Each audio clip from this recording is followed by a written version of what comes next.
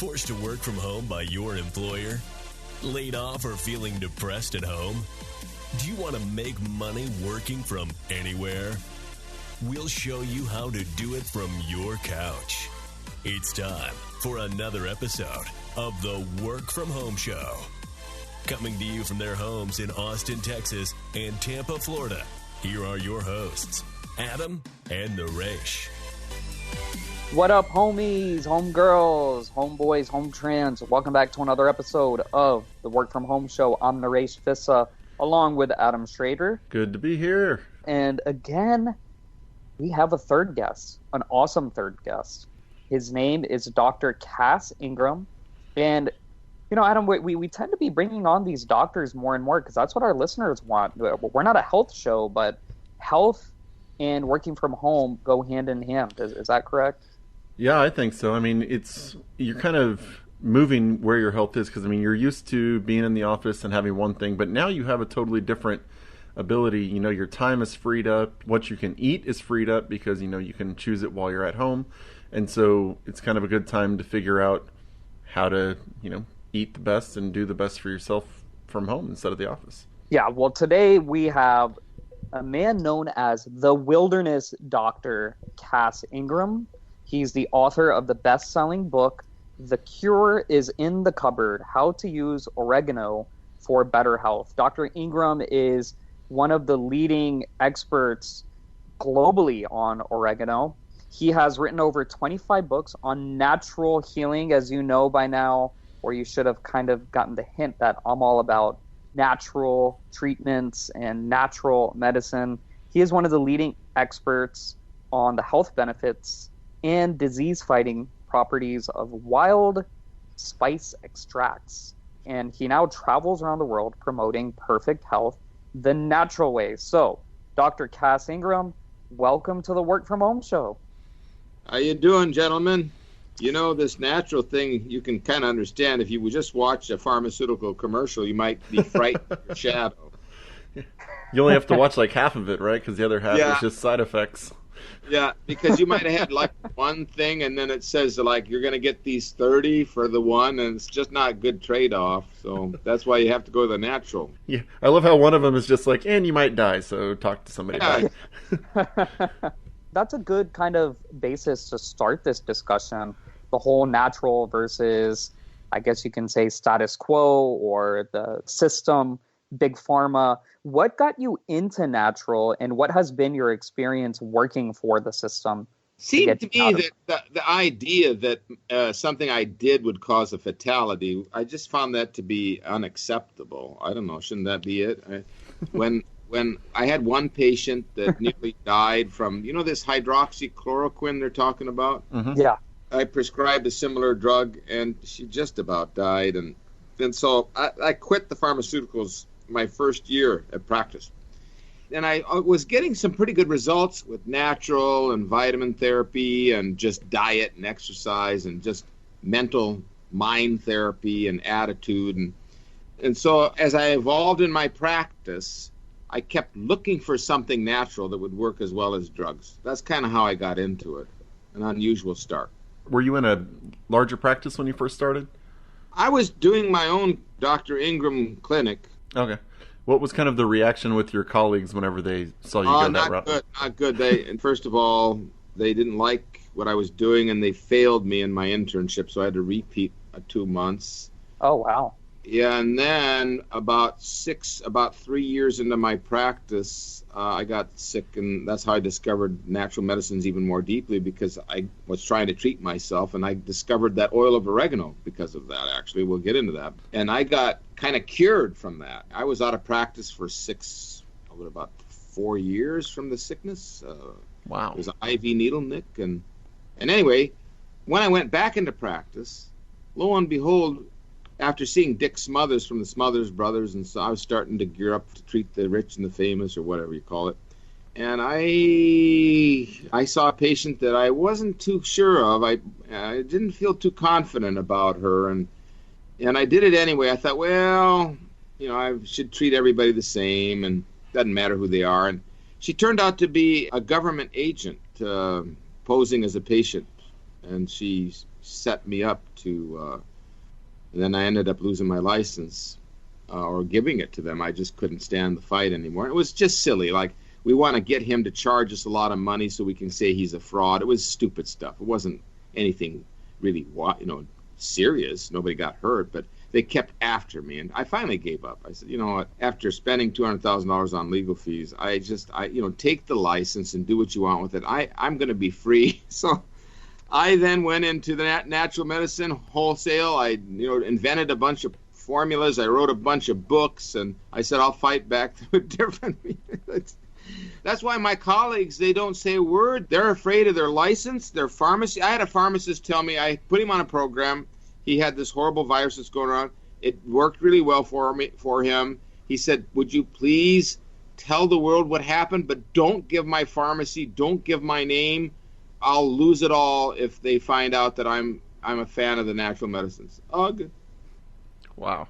Wow. So keep on fighting that good fight. I always have a great respect for people who go against the herd and who want to treat people the right way. So keep up the good work. Talking about work from home, as you know now, work from home has become almost a forced norm across the world. And so I want that to be kind of the main idea behind today's discussion. What tips do you have for people who are working from home so they can stay healthy and live longer? Well, I think the biggest one is just don't feel sorry for yourself and start pigging out and doing stupid things. If you're at home and you don't have work as a distraction, set up a program. I like this 15 or 20-minute morning exercise routine with nothing too crazy. You don't have to break your back, but come up with some nice calisthenics. Try to do a system for you someday and do 15, 20 minutes of exercise, and then eat a nice, decent breakfast, then get to work. And don't sit there and snack in front of the computer all day long.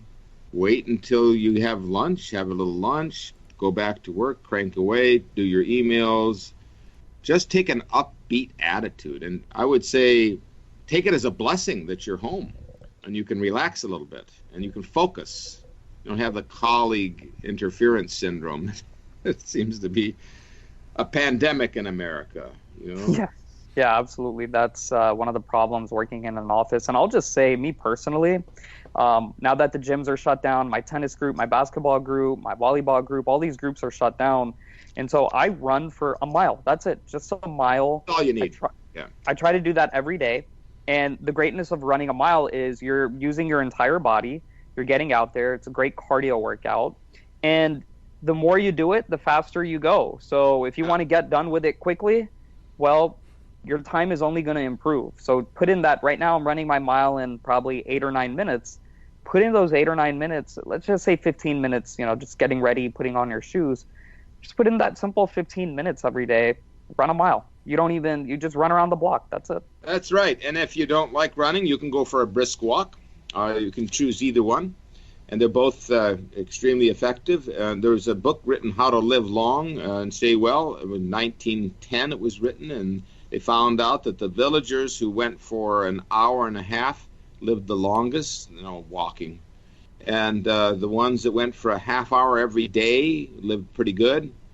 But only if the ones who only did 15 minutes didn't fare as well. That's interesting, isn't it? This finally made me hang my heavy bag out in the garage, so been thinking about doing that. Been planning on doing that for the last 7 years, but now the gyms are shut down, I went ahead and did it. So what are some of the brisk walking is what the body is made for, and the jogging is another option, those two. And then, of course, your bicycling. Those are the top three. Swimming, we can't really do so well now. But so now that you've got some oxygen going into your system, now you're ready to get to work and accomplish as much as you can. And then maybe take a break after supper, and you can go back at it and do some things you wouldn't be able to do at the workplace. So working from home could be a big blessing for many staff members. Yeah, so when you're in the office, a lot of the snacking that goes on is like, oh, I'll just grab a bag of chips, or I'll grab this, I'll grab that. Obviously, when you're at home, you have to go out and buy that to do it. What are kind of your tips, the things that people can eat kind of during the day whenever they get that kind of mid-meal hunger? I would say nuts with raisins, something like that, that's going to fill you, and nuts, chopped up apricots. Try not to do the greasy chips and the carbohydrates. They're not going to fill you, but you're going to get filled with the nuts. And so that's a really easy between meal snack. Maybe some chunks of cheese would be okay if it's like organic grass-fed, some sliced vegetables. If you need that between meal little nibble, those are my two favorites. Awesome. So I want to get into oregano now, and I'm going to ask you 3 questions because they're all related, and you can just give one long answer because they're basically 3 questions that are kind of the same question. Yep. So why is oregano a medicine chest in a bottle, as you dubbed in one of your books? Yep. Is oregano the most powerful herbal remedy currently available that we know about? And how can oregano reverse ailments, save money on doctor bills, reduce infection, eradicate pain, stop headaches, eliminate muscle aches, etc.? You got to remember, I just took about 20 drops. Okay. That the oregano is a high mountain plant that grows about up to 12,000 feet above sea level in the Rocky Mountains of the Mediterranean. So as it grows in those mountainous regions, it gives you the benefit of being the only plant that can survive on those mountaintops. There's a little thistle that can grow there, and that's just about it. So what you would do with that is that aggressive. It's an aggressive thing, more aggressive than trees, growing on rock. When you distill out the oil, it's a really aromatic, pungent substance, but it's a wild oregano, so there's no harm in it. But that aromatic, pungent, carbachol, terpene-rich compound, it eats germs. That's one thing. It destroys viruses, bacteria, fungus, and most parasites. Okay. It also is an antihistamine. Can you imagine something that is anti-allergy, anti-hives, antihistamine, and antiseptic? It's an anti-venom. How many things in the nature have that many properties?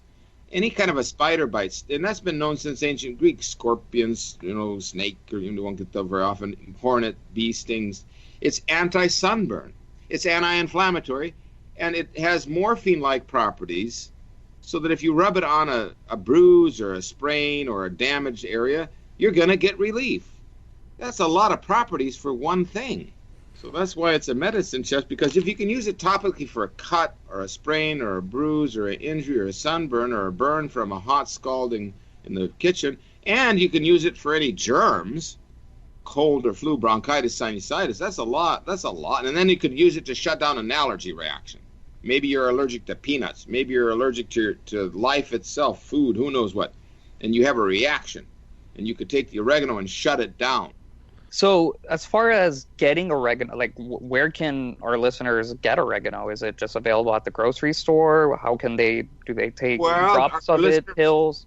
Your listeners are all over the world, right? Yes. Well, they could maybe go to www.oreganol.com and look and kind of study that. They could go to a mom and pop health food store, not so much in Europe, but certainly in the United States and Canada, and they should see the oil of oregano there. But they want to be careful not to get the kind of, now there's farm-raised oregano, and there's Chinese synthetic stuff that came on the market. So I don't want to be commercial, but what I take, I'll tell you what I take. I take the P73, the original one that started the market, the oreganol. It says Mediterranean high mountain grown. That's good enough for me. It's a little more dear, but that's what I take either as the drops or the capsules. That's as far as oil. There's also a super strength form, which would be ideal for topical. It's like 300% more aggressive, and you can use that on horrible things that are on your skin, and also you can rub it on your feet and shins to get it into the lymphatics. Brilliant if you can do children. So, and then I also have here the oregano hydrosol, which is this juice of wild oregano, and I'm going to drink that now. Yeah, it's hot, but it's hot good. That'll cook about anything out of you.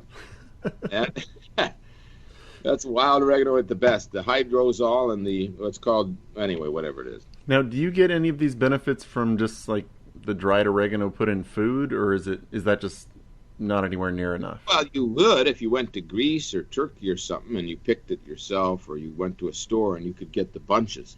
But more or less, the commercial spice is a problem. There was the Daily Telegraph that did that report that half or 70% up to that of those shaker spices were terribly contaminated, not with poison, but they were cutting it with leaves and all sorts of grass and just junk that's, it wasn't a toxin. It was just, there was only like 20% oregano in it, or 30 or 40. So that's the challenge with the commercial stuff, because they want to make it cheap. There's some oregano in it, though. You could use it, but if you want the medicinal properties, then no, you want to get the extract, I think. Okay. I mean, I don't have time. I just want to take the coverage. I take my oil of oregano twice a day and my juice. I'm happy with that. How did you discover the power of oregano? Because I had the IV needle nick from the HIV/AIDS type patient with Kaposi sarcoma. He died 2 months later. It was when that height of that was 1988, height of that epidemic. And I don't know, 3 months later, I thought I was going to die. I'd lost 30 pounds. I lost all of my athletic, big muscle building, 220-pound person. And everything just went down the tubes. And all I did was sit around and complain, which I don't want you to do no matter what. I want you to have hope. But I tell you, I was a bear to live with, because I was only 33 and I felt like I was going to die. So thank God it happened to me, because through that crisis and difficulty came the discovery of the wild oregano, because it cured me. It took 6 months for this stuff to clean me up. I was in that bad a shape. What can I say? But how did you choose, how did you come around to say, oh, oregano might help this? What was that? I think what happened was my mother was Lebanese, she overseas, she's an illiterate lady, and she came over a long time ago. They didn't even really know what country they were from. They called it the old country. But she always made this bread with oregano, called it za'atar. And she would make that and tell you it was good for your stomach. For the primitive people, anything that kills germs is good for the stomach. So I got a bag from her. I liked the smell of it. I said, Mom, can I have a bag of this?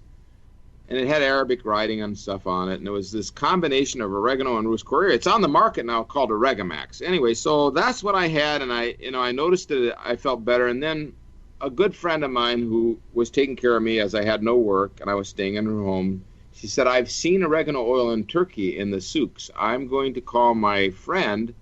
She actually imported the first batch of oil of oregano in 1994-ish this country ever saw, other than what you use in ragu spaghetti sauce and commercially and different things. But she imported it, and all we did was fiddle with it until I was cured. And then that led me to the Cures in the Cupboard book and case histories. I started dispensing it to patients. I got on the radio and talked about it. That's how it all started. And then all of a sudden, somebody said to her, would you bottle this up? And she took a turkey baster and a mason jar and started squirting, made a formula and started squirting it in bottles. And she asked me, would you? And I said, I don't want to promote anything, but this cured me, so I will tell the world about it. That's how it started. Now it's a phenomenon. It's helping people. Nice. I mean, I just want to tell people, if you were hopeless, and if you're hopeless now, and you're sitting at home, feeling sorry for yourself, twiddling your fingers, you better get on the oregano. I've published 30 books since the time, lectured all over the world, done 10,000 radio and TV shows. When I was sick, I couldn't even look at anybody. I was hiding in my bedroom. I don't know what to tell you. Oregano is the king. That's the way it is. You said oregano is a king. Are there any other herbal remedies that come close to it? Not really, but I guess the closest is going to be bay leaf as a germicide. Sage, wild sage is pretty good, real good. This is what we tested at Georgetown. Cumin is good, but the oregano is just the super king, because the oregano is the antihistamine, anti-inflammatory. You can't just rub bay leaf. You have to use the oregano oil. You can't rub cinnamon on it like a sore or a wound. The cinnamon would burn too much, and it's sticky. The oregano forgives everything. It penetrates. It's perfect for the skin. You take it internally. It's hot when you first take it. Then it penetrates. It's anti-inflammatory as well as anti-pain, antihistamine. It has all anti-cough. It breaks up mucus. The other ones do good. By the way, the oregano is the only herb that will grow on the top of the mountains. The bay leaf, the sage, the cumin, they grow at lower elevations. Does that tell you something? So one of the things people are worried about and saying, with the COVID-19, they're saying it attacks, the most vulnerable are your elderly and the immunosuppressed people. I'm seeing you have an article on your website, The 7 Ways to Powerfully Supercharge Your Immune System. For those people who might either be immune suppressed or know somebody who's immune suppressed, how can they go about, helping them improve their immune system? I wish they would read the article, and you've got garlic, onion, cumin, sage, cinnamon, oregano, and just citrus would be good if I didn't put it in. Just sort of do what I say. It's stuff you can buy at a grocery store or a premium health food store. You don't have to hoard it. Just get enough for yourself and your family. Look, I already know because I'm doing this all over the country, and the people who are doing what I said, no claims made, but they're not getting sick, okay? Maybe I'll have to do a clinical assessment in a year and retrospectively look at, say, 20,000 people who did what I said. I don't want to have to do that, but if I have to, I'm going to get the word out that these natural medicines are good. And if you're at home, you should study them. If you're a skeptic, just read. Both my website's mostly non-commercial. You'll see hardly any links in the last few articles I've written. There's not even any links to a product or anything. It's just knowledge. And then you can take that information and take action from there. Yeah, we'll post a link to that article on your episode page so listeners can visit our show notes and read that really helpful article. But Dr. Ingram, is oregano, can I just go to Walmart and purchase it there? Is it available? Walmart, I think on their website, but no, the oregano oil, you got to be careful because now China entered the market about 5 years ago, and Greece, and then the big pharma has entered that market, and they always do, and they're farm raising it. They're farm raising it poorly, real low quality, and then they're cloning it and artificially changing it, and I'm not sure if that'd work. The only thing I'm telling you about is the wild oregano from the mountains. So you just got to be sure you go to a health food store really and say, look, I'm interested in wild oregano. I don't want farm raised. Can you help me? I think that's the best you can do. I don't want to make this into a commercial. You guys have to do your own work, do your own research. So with the amount of, you mentioned some of the stuff you're taking earlier, how much are you spending roughly a month to keep yourself? I'm spending a good $150 a month at least, I think. No, more like 200. I don't know if anybody can afford that now, but, well, let's see. I go through a couple bottles of juice. That's costing me about $30 right there. That's costing me $100. I'd say about $250. Okay. You see, the oregano, you don't need to necessarily do the elderberry. You don't need to necessarily, you can get your C from citrus. You got to do the oregano. If you want to get the ultimate protection, go look at my research. It's obvious. Did you know that the WHO is familiar with all that I do? Heavily so.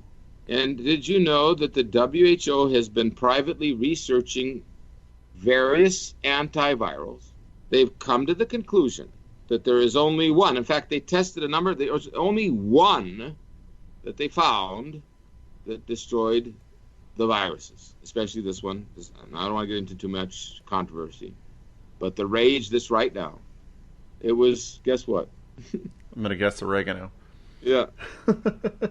So they didn't say anything. So why aren't they saying anything during this time? Well, they don't want to lose their funding, right? If for some reason they said this botanical is what everybody needs to take, they would get so many eggs thrown at them and tomatoes too. And all those cushy jobs would evaporate, I would imagine. I just don't know. I don't understand the mentality. People are dying. The world is shutting down, has already shut down.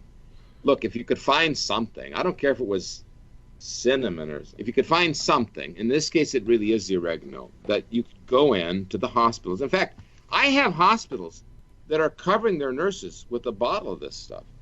And I have also doctors that are taking it so they don't get sick. All over the country, by the way. They're taking these drops under the tongue.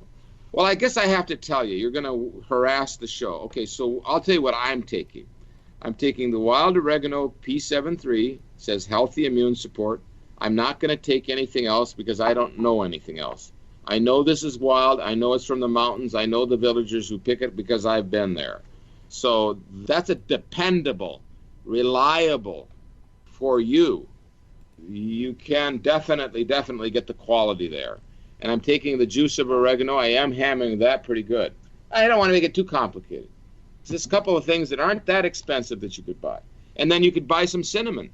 Get some cinnamon powder, buy you some onions and garlic, get yourself some citrus. I just want to give you guys something you can do. You're at home that you can do to sort of micromanage your immunity. Now, another thing you might do, let me see it right here. Here's the spray. It's the oregano spray with bay leaf. I spray around the receiver, spray my face, arm's length away. I can spray it towards my eyes, no problem. Spray my chest, boom, boom, boom, boom, boom. Spray and everything. Let it burn good when you inhale it.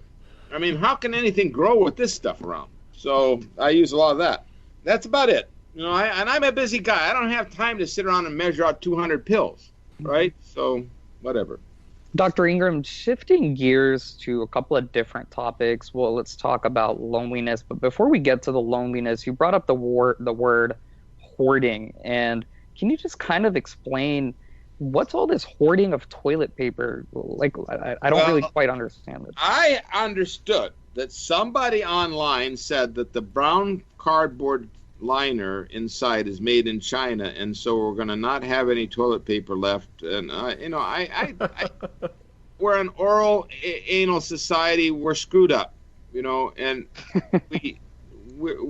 and people are going to get into fist fights whether you wear a mask or don't. That's up to you. If you don't wear a mask, you don't wear a mask, okay? But to punch somebody in the nose or yell at them and scream, and I think it's gone completely berserk.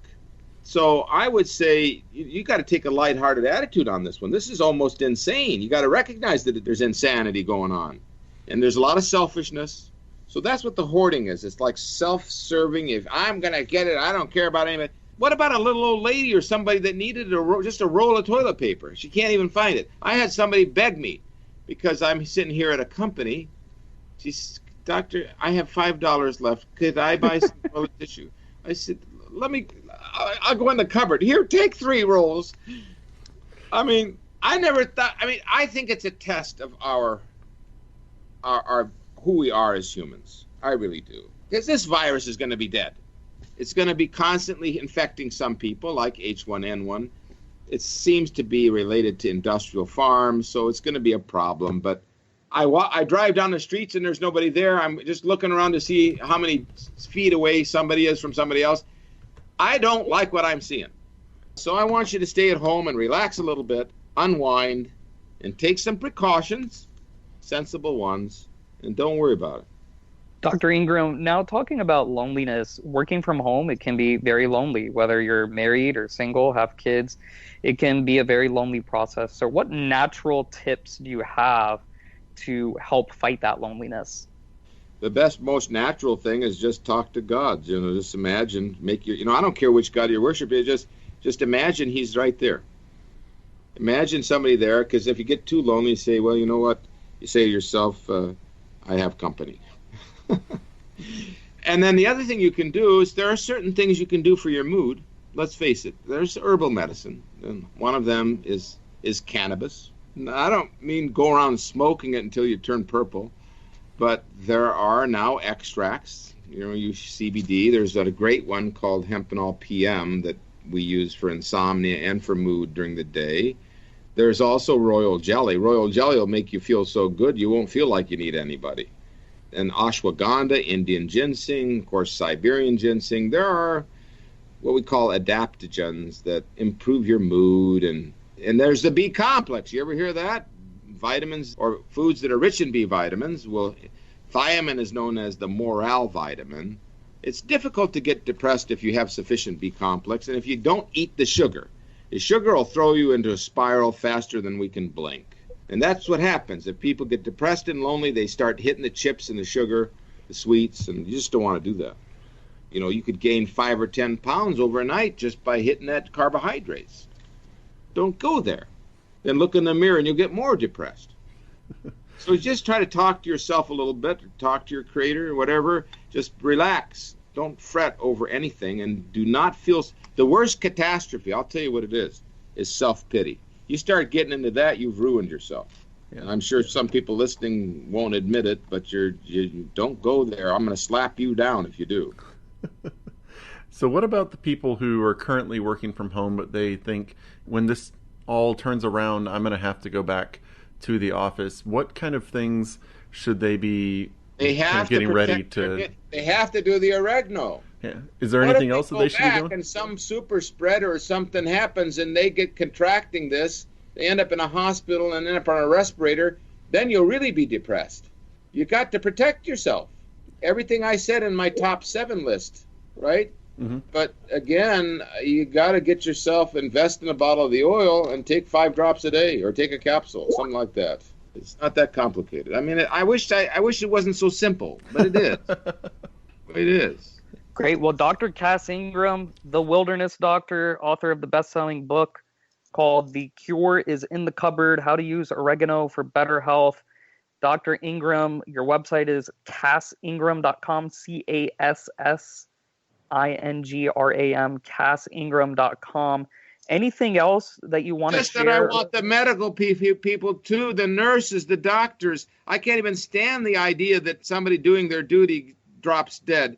If they could study my website and pass the articles around, and maybe through that save some people from anxiety and worry, and even maybe save a life, it would mean so much.